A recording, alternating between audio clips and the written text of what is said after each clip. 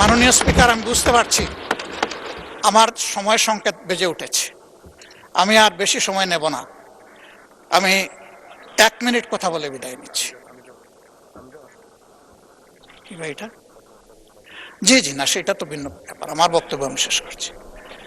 আমি শুধু এতটুকু বলবো যে ভাই, অতীতকে স্মরণ রাখা ভালো, ইতিহাস শিক্ষা ভালো, কিন্তু ইতিহাসকে নিয়ে পড়ে থাকলে আমরা নিজেরা ইতিহাস তৈরি করতে পারবো না।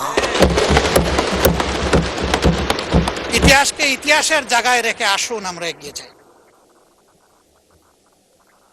আমার কথায় কেউ যদি কষ্ট পেয়ে থাকেন ক্ষমা চাই। ভালো যদি কিছু বলে থাকি, আল্লাহ আগে আমাকে আমল করার তৌফিক দেন এবং আমাদের সবাইকে এটা মানার তৌফিক দেন। আমি একটা কৈফিয়ত না দিয়ে পারছি না। মাননীয় প্রধানমন্ত্রীর পরিবারকে জড়িয়ে যারা অশ্লীল আচরণ করেছে, উনি এখনো বিচার চান নাই, আমি তার পক্ষে তাদের বিচার চাই।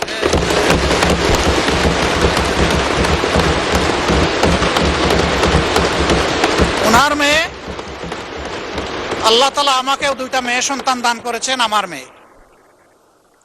ওনার মেয়ের সম্মান মানে আমার মেয়েরও সম্মান, মানে আমাদের মেয়েরও সম্মান।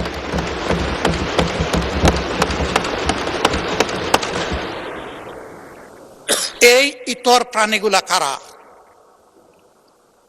তাদেরকে নির্মোহভাবে খুঁজে বের করা হোক।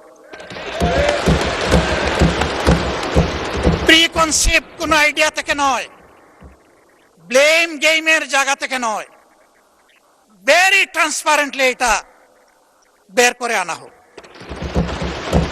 আমার নিজের দুঃখের কথা নাই বললাম, একটা মানুষ বয়স হওয়া পর্যন্ত সব সময় গায়ে কাপড় রাখার চেষ্টা করেছি।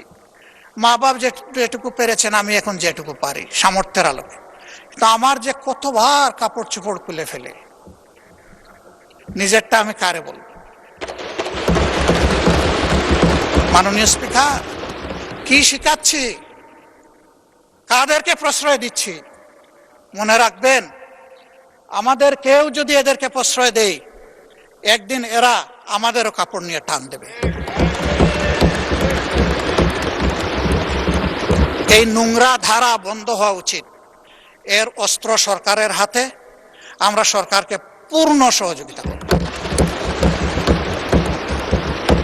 সকল টেকনোলজি কাজে লাগিয়ে প্রথমত বলবো যে এই নোংরামি বন্ধ করার পথ বাহির করুন, গোলকা ফিল্টার করে আউট করুন। তারপরে বলবো ইনসিডেন্টালি ওর অ্যাক্সিডেন্টালি কিছু হয়ে গেলে সেইটার কঠোর ব্যবস্থা নেই।